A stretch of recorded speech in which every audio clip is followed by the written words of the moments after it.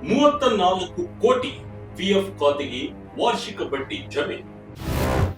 Balance check ಮಾಡುವುದು ಹೇಗೆ?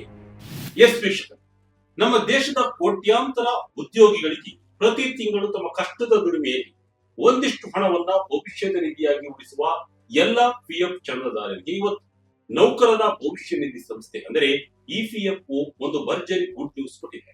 2025-26 ಪ್ರಸಕ್ತ ಆರ್ಥಿಕ ವರ್ಷಕ್ಕೆ ಸಂಬಂಧಿಸಿದಂತೆ ಬರೋಬ್ಬರಿ ಶೇಕಡ 8.25% ವಾರ್ಷಿಕ ಬಡ್ಡಿಯನ್ನು ಸುಮಾರು 34 ಕೋಟಿ ಸದಸ್ಯರ ಬ್ಯಾಂಕ್ ಖಾತೆಗಳಿಗೆ ಜಮೆ ಮಾಡಿದೆ.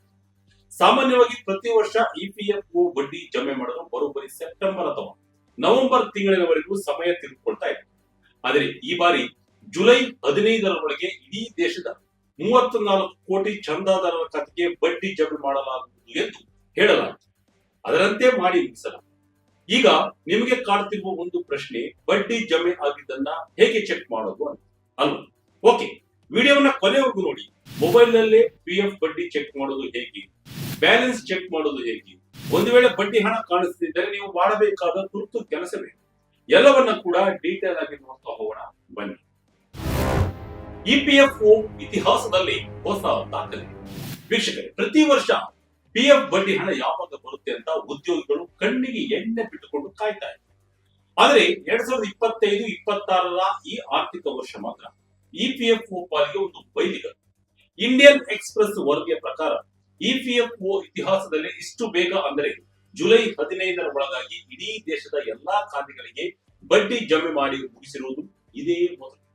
ಕೇಂದ್ರ ಕಾರ್ಮಿಕ ಸಚಿವ ಮನ್ಸುಖ್ ಮಾಂಡವಿಯಾ ಅವರು ಇತ್ತೀಚೆಗೆ ಜುಲೈ ಮಧ್ಯಭಾಗದವರೆಗೆ ಸುಮಾರು 34 ಕೋಟಿ ಖಾತೆಗಳಿಗೆ ಹಣ ತಲುಪಲಿದೆ ಎಂದು ಘೋಷಿಸಿದ್ದರು.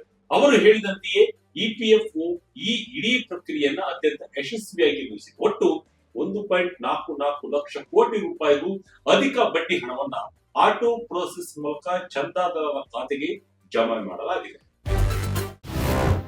ಇಷ್ಟು ಬೇಗ ಬಡ್ಡಿ ಜಮೆಯಾಗಲು ಕಾರಣವೇ?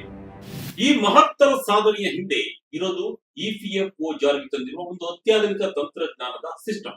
ಹೌದು, ಇಪಿಎಫ್ಒ ತನ್ನ ಹಳೆಯ ವ್ಯವಸ್ಥೆಯನ್ನ ಸಂಪೂರ್ಣವಾಗಿ ಬದಲಾಯಿಸಿ ಹೊಸ ಕೇಂದ್ರೀಕೃತ ಐಟಿ ವ್ಯವಸ್ಥೆಯಾದ CITS centralised IT enabled services platform ಅನ್ನ ಜಾರಿಗೆ ತಂದಿದೆ. ಈ ಮೊದಲು ಇಪಿಎಫ್ಒ ದೇಶದಾದ್ಯಂತ 123 ಪ್ರಾದೇಶಿಕ ಕಚೇರಿಗಳನ್ನು ಹೊಂದಿತ್ತು ಮತ್ತು ಪ್ರತಿಯೊಂದು ಕಚೇರಿಯು ತನ್ನದೇ ಆದ ಪ್ರತ್ಯೇಕ ರೀಜನಲ್ ಡಾಟಾ ಬೇಸ್ ನಿರ್ವಹಿಸ್ತಾ ಇದೆ. ಇದರಿಂದಾಗಿ ಡೇಟಾ ವೆರಿಫಿಕೇಶನ್ ಮಾಡಲು ತಿಂಗಳುಗಟ್ಟಲೆ ಸಮಯ ಬೇಕಾಗುತ್ತೆ. ಆದರೆ ಈ ಹೊಸ ಸಿಐಟಿಎಸ್ ಪ್ಲಾಟ್ಫಾರ್ಮ್ ಅಡಿಯಲ್ಲಿ ಇಪಿಎಫ್ಒ ದೇಶದ ಎಲ್ಲ 123 ಪ್ರಾದೇಶಿಕ ಡೇಟಾ ಬೇಸ್ ಗಳನ್ನ ಒಟ್ಟುಗೂಡಿಸಿ ಒಂದೇ ರಾಷ್ಟ್ರೀಯ ದತ್ತ ಸಂಚಯಕ್ಕೆ ವರ್ಗಾಯಿಸಿದೆ. ಇದರಲ್ಲಿ ಬರೋಬ್ಬರಿ 1700 ಕೋಟಿ ಉದ್ಯೋಗದಾತರ ವಿವರಗಳು ಮತ್ತು ಸುಮಾರು 1400 ಕೋಟಿ ಹಣಕಾಸು ವಹಿವಾಟುಗಳ ಬೃಹತ್ ರೆಕಾರ್ಡ್ ಗಳನ್ನ ಒಂದೇ ಸೂರಿನಡಿ ತರಲಾಗಿದೆ. ಇಪಿಎಫ್ಒ ಜೂನ್ 30ರೊಳಗೆ ಈ ದತ್ತ ಸಂಚಯ ವರ್ಗಾವಣೆಯನ್ನ ಸಂಪೂರ್ಣವಾಗಿ ಮುಗಿಸಿದ್ದು ಜುಲೈ 1 ಮತ್ತು 2ರಂದು ಕೇವಲ 2 ದಿನದಲ್ಲಿ ಇಡೀ ದೇಶದ ಕೋಟ್ಯಾಂತರ ಚಂದಾದಾರರ ಬಡ್ಡಿ ಲೆಕ್ಕಾಚಾರವನ್ನ ಕಂಪ್ಯೂಟರ್ ಮೂಲಕ ಸ್ವಯಂಚಾಲಿತವಾಗಿ ನಡೆಸಿ ತಪ್ಪುಗಳಿಲ್ಲದಂತೆ ವೆರಿಫಿಕೇಶನ್ ಮಾಡಿ ಜುಲೈ 15ರೊಳಗೆ ಎಲ್ಲರ ಖಾತೆಗೂ ಹಣ ತಲುಪಲಿದೆ. ಈ ಕೇಂದ್ರೀಕೃತ ವ್ಯವಸ್ಥೆಯಿಂದಾಗಿ ಬಡ್ಡಿ ಜಮೆ ಮಾತ್ರವಲ್ಲದೆ ಪಿಎಫ್ ಕ್ಲೈಮ್ ಸೆಟಲ್ಮೆಂಟ್ ಮತ್ತು ಹಣ ಹಿಂಪಡೆಯುವಿಕೆ ಪ್ರಕ್ರಿಯೆಗಳು ಕೂಡ ಈಗ ಸೂಪರ್ ಫಾಸ್ಟ್ ಆಗಿ ನಡೆಯುತ್ತಿದೆ. ಈ ಹೊಸ ಪೋರ್ಟಲ್ ಆರಂಭವಾದ ಮೇಲೆ ಸುಮಾರು 3,000 ಕೋಟಿ ರೂಪಾಯಿ ಮೌಲ್ಯದ 11 ಲಕ್ಷಕ್ಕೂ ಹೆಚ್ಚು ಬಾಕಿ ಉಳಿದಿದ್ದ ಕ್ಲೈಮ್ಗಳನ್ನ ತಕ್ಷಣವೇ ಇಪಿಎಫ್ಒ ಇತ್ಯರ್ಥಪಡಿಸಿದೆ. ಪಿಎಫ್ ಬಡ್ಡಿ ಬ್ಯಾಲೆನ್ಸ್ ಚೆಕ್ ಮಾಡೋದು ಹೇಗೆ? ವೀಕ್ಷಕರೇ, ಈಗ ಮೇನ್ ವಿಚಾರಕ್ಕೆ ಬರೋಣ. ನಿಮ್ಮ ಅಕೌಂಟ್ಗೆ ಬಡ್ಡಿ ಹಣ ಬಂದಿದೆಯೇ ಎಂದು ತಿಳಿಯಲು ಸರ್ಕಾರ 4 ಅದ್ಭುತ ಆಪ್ಷನ್ ಗಳನ್ನ ನೀಡಿದೆ. ಆ ಹಂತಗಳನ್ನ ನಾವೀಗ ನೋಡೋಣ. ಮೊದಲನೇದಾಗಿ ಇಪಿಎಫ್ಒ ಮೆಂಬರ್ ಪಾಸ್ಬುಕ್ ಪೋರ್ಟಲ್ ಅಧಿಕೃತ ವೆಬ್ಸೈಟ್ ಮೂಲಕ ಮೊದಲು ಇಪಿಎಫ್ಒ ಸದಸ್ಯರ ಅಧಿಕೃತ ಪಾಸ್ಬುಕ್ ಪೋರ್ಟಲ್ಗೆ ಭೇಟಿ ನೀಡಿ ನಿಮ್ಮ ಯುಎಎನ್ ಸಂಖ್ಯೆ, ಪಾಸ್ವರ್ಡ್ ಮತ್ತು ಕ್ಯಾಪ್ಚಾ ಕೋಡ್ ನಮೂದಿಸಿ ಲಾಗಿನ್ ಮಾಡಿ. ನಿಮ್ಮ ಮೊಬೈಲ್ ಸಂಖ್ಯೆಗೆ ಬರುವ ಒಟಿಪಿ ನಮೂದಿಸಿ ದೃಢೀಕರಿಸಿ. ವ್ಯೂ ಪಾಸ್ಬುಕ್ ಕ್ಲಿಕ್ ಮಾಡಿದರೆ ನಿಮ್ಮ ನವೀಕರಿಸಿದ ಬ್ಯಾಲೆನ್ಸ್ ಮತ್ತು ಆರ್ಥಿಕ ವರ್ಷದ ಬಡ್ಡಿ ಜಮೆಯಾಗಿರುವ ವಿವರ ಕಾಣಿಸುತ್ತೆ. ಇನ್ನು ಎರಡನೇದು ಉಮಾಂಗ್ ಆಪ್ ಬಳಕೆ. ಮೊಬೈಲ್ ಅಪ್ಲಿಕೇಶನ್ ಮೂಲಕ ನಿಮ್ಮ ಮೊಬೈಲ್ ನ ಗೂಗಲ್ ಪ್ಲೇ ಸ್ಟೋರ್ ಅಥವಾ ಆಪಲ್ ಸ್ಟೋರ್ ಗಳಿಂದ ಸರ್ಕಾರದ ಅಧಿಕೃತ ಉಮಾಂಗ್ ಆಪ್ ಡೌನ್ಲೋಡ್ ಮಾಡಿ ಅದರಲ್ಲಿ ಲಾಗಿನ್ ಆಗಿ ಇಪಿಎಫ್ಒ ಸೇವೆಯನ್ನ ಆಯ್ಕೆ ನಿಮ್ಮ ಯುಎಎನ್ ಸಂಖ್ಯೆಯನ್ನ ಲಿಂಕ್ ಮಾಡಿ ನೇರವಾಗಿ ಮೊಬೈಲ್ ನಲ್ಲಿ ಪಾಸ್ಬುಕ್ ವಿವರಗಳನ್ನ ವೀಕ್ಷಿಸಿ. ಮೂರನೇದಾಗಿ ಎಸ್ಎಂಎಸ್ ಸೇವೆ. ನಿಮ್ಮ ನೋಂದಾಯಿತ ಮೊಬೈಲ್ ಸಂಖ್ಯೆಯಿಂದ 7738299899 ಸಂಖ್ಯೆಗೆ ನಿಗದಿತ ನಮೂನೆಯಲ್ಲಿ SMS ಕಳುಹಿಸಿ ತಕ್ಷಣವೇ EPFO ನಿಮ್ಮ ಖಾತೆಯ ಕೊನೆಯ ಕೊಡುಗೆ ಅಂದ್ರೆ ಒಟ್ಟು ಬ್ಯಾಲೆನ್ಸ್ ಮತ್ತು KYC ಸ್ಟೇಟಸ್ ವಿವರಗಳನ್ನ ಕನ್ನಡದಲ್ಲಿ ನಿಮಗೆ ಮರಳಿ SMS ಮಾಡುತ್ತೆ.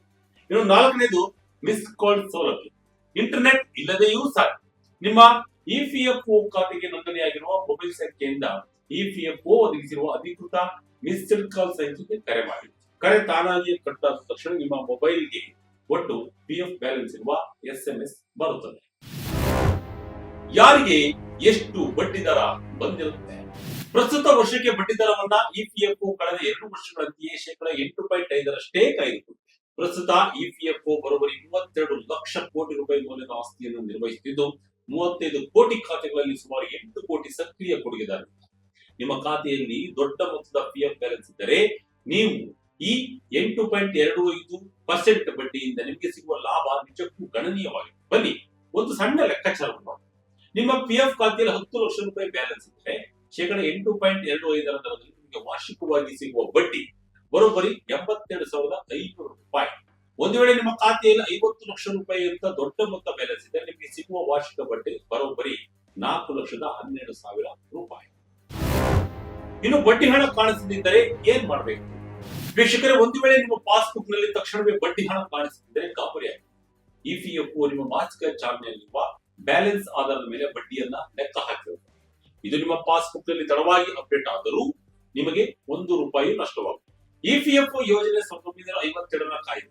EPFO ಯೋಜನೆ 1952 ಪ್ಯಾರಾಗ್ರಾಫ್ 60ರ ಅಡಿಯಲ್ಲಿ ಹಣ ನಿಮ್ಮ ಖಾತೆಗೆ ಅಧಿಕೃತವಾಗಿ ಜಮೆ ಆಗುವವರೆಗೂ ಅದಕ್ಕೆ ಸೇರಬೇಕಾದ ಬಡ್ಡಿ ನಿರಂತರವಾಗಿ ಸಂಗ್ರಹವಾಗುತ್ತಲೇ ಇರುತ್ತೆ.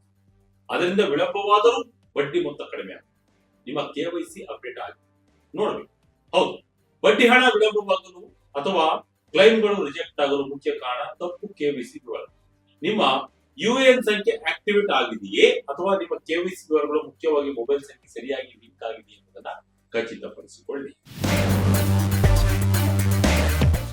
ಒಟ್ಟಿನಲ್ಲಿ EPFO ಜಾರಿಗೆ ತಂದಿರುವ ಈ ಹೊಸ ಕೇಂದ್ರೀಕೃತ IT ತಂತ್ರಜ್ಞಾನ ವ್ಯವಸ್ಥೆಯು ಇಡೀ ದೇಶದ ಕೋಟ್ಯಾಂತರ ಕಷ್ಟಪಟ್ಟು ದುಡಿಯುವ ವರ್ಗಕ್ಕೆ ನಿಜಕ್ಕೂ ಒಂದು ವರದಾನ.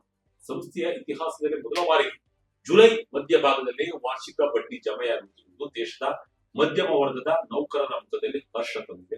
ಹಾಗಾಗಿ ತಡ ಮಾಡದೆ ಇವತ್ತೇ ನಿಮ್ಮ ಮೊಬೈಲ್ ಮೂಲಕ ನಾವಿಲ್ಲಿ ತಿಳಿಸಿದ 4 ಸರಳ ವಿಧಾನಗಳಲ್ಲಿ EPF ಖಾತೆಯ ಬ್ಯಾಲೆನ್ಸ್ ಅನ್ನ ಪರಿಶೀಲಿಸಿಕೊಳ್ಳಿ. ಒಂದು ವೇಳೆ KYC ಸಮಸ್ಯೆಗಳಿಂದ ನಿಮ್ಮ ಬಡ್ಡಿ ಹಣ ಜಮೆಯಾಗಿದ್ದರೆ ತಕ್ಷಣವೇ ನಿಮ್ಮ ಆಧಾರ್ ಕಾರ್ಡ್ ವಿವರಗಳನ್ನ PF ಖಾತೆಗೆ ನವೀಕರಿಸಿ ಸೇರ್ಪಡಿಸಿಕೊಳ್ಳಿ. ನಿಮ್ಮ ಕಷ್ಟದ ದುಡಿಮೆಯ ಭವಿಷ್ಯದ ಉಳಿತಾಯ ಎಂದಿಗೂ ಸುರಕ್ಷಿತವಾಗಿದೆ ಎಂಬುದು ಎಲ್ಲರ ಆಶೆ. ಈ ಮಾಹಿತಿ ನಿಮಗೆ ಉಪಯುಕ್ತವೆನಿಸಿದರೆ ಲೈಕ್ ಮಾಡಿ, ಶೇರ್ ಮಾಡಿ, ಆಪ್ತರೊಂದಿಗೆ ಹಂಚಿಕೊಳ್ಳಿ.